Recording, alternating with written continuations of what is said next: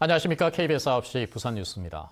조세 감면 같은 혜택을 줘서 우수한 기업을 유치하려고 조성된 곳, 바로 경제자유구역입니다. 재개발 사업이 한창인 부산 북항 일대가 경제자유구역으로 추진되는데요. 도심 한가운데에 들어서는 경우는 전국에서 처음입니다. 보도에 이슬 기자입니다. 2003년 조성된 부산 시내 경제자유구역입니다. 현재 97%를 개발해 분양했습니다. 사실상 포화 상태, 더 이상 기업이 들어갈 곳이 없습니다. 그래서 부산시가 눈을 돌린 곳이 북항입니다.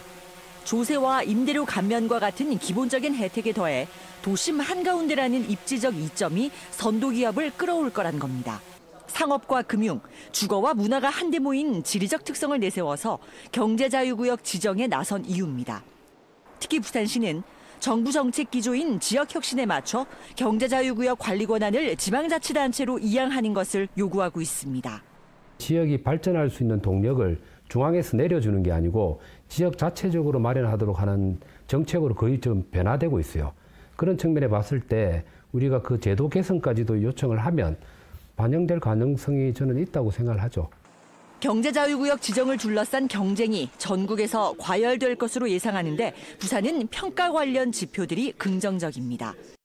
도시 경쟁력을 보여주는 스마트 센터 지수가 지난해 전국 주요 도시 76곳 중 22위로 1년 전 62위에서 껑충 뛰었습니다.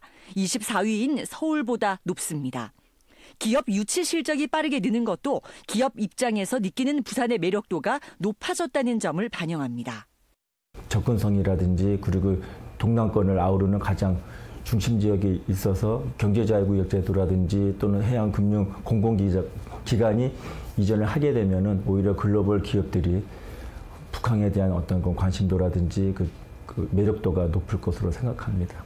부산시는 곧 마무리되는 용역 결과를 바탕으로 다음 달 중으로 경제자유구역 지정 신청서를 낼 예정입니다. 그러면 산업통상자원부가 자문위원회 심의를 열어서 지정 여부를 결정합니다.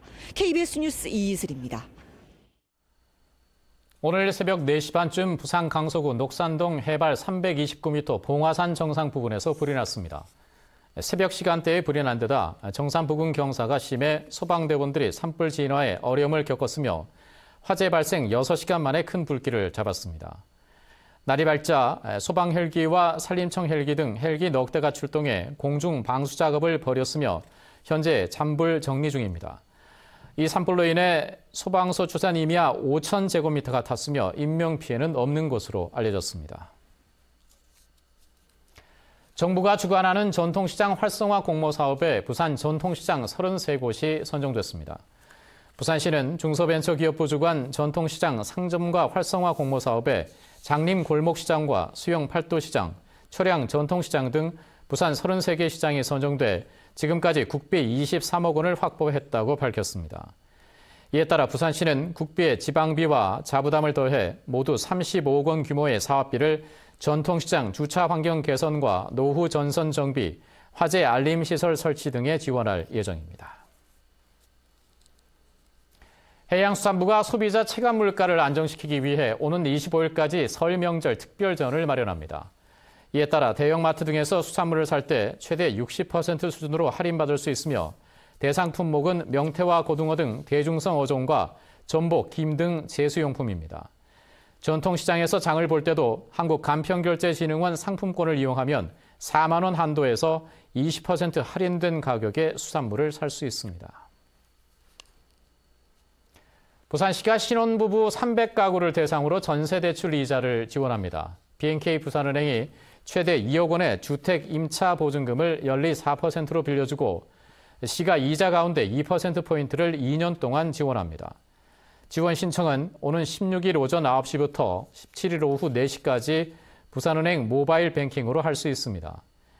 지원 자격은 신청일 현재 부산에 사는 혼인신고한 지 7년이 지나지 않은 부부나 석 달 안에 결혼할 예비 신혼부부 가운데 부부 합산 소득이 연 8천만 원 이하인 무주택자면 지원할 수 있습니다. 이상으로 9시 부산 뉴스를 마칩니다.